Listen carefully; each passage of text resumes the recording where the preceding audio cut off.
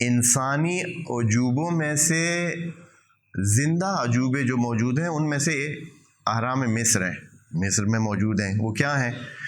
وہ پہاڑ جتنے بنے ہوئے انسانوں کے پہاڑ ہیں، انسانوں نے بنائے ہیں پہاڑوں جتنے پہاڑ نہیں بنائے، خوبصورت بنائے ہیں، بڑی دھیان سے تراش کے بنائے ہیں، لیکن پہاڑوں جتنا وجود قائم کیا ہے انسانوں نے۔ پہلے بھی میں 2-3 دفعہ یہ چیز ذکر کر چکا ہوں، اس میں پتھر نصب کیے ہیں، پتھروں کو اکٹھا کر کے مصر کے صحرا میں، جہاں دور تک پہاڑیاں نزدیک نہیں ہیں، کافی دور ہے پہاڑیاں، قریب کوئی پہاڑی نہیں ہے جہاں سے پتھر لیا جائے۔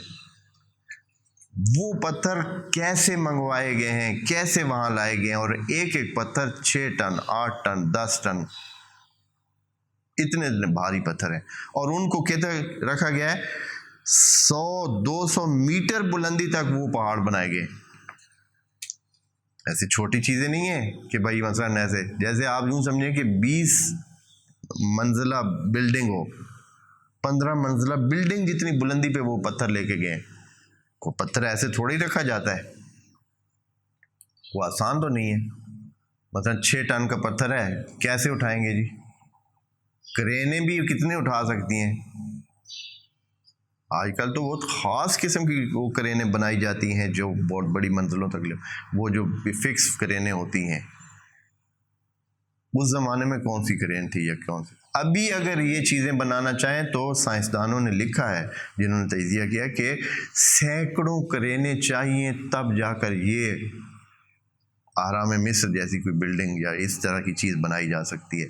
سینکڑوں کرینے، آج کل کی جدید دور کی کرینے چاہیے۔ بڑے بڑے پتھر کیسے انہوں نے رکھے، کس طرح قائم کیے ہیں، اور اسی کی وجہ سے وہ مشہور ہیں، اور انہوں نے ایک کام کر کے دکھایا ہے، ایک تاریخ میں اپنا نام رکھا ہے، اور ابھی تک خدا کریم ان کو کہہ رہا ہے کہ ذی الاوتاد، وہ جو صاحب وطد ہے، اس لیے کہ والجبال اوتادا،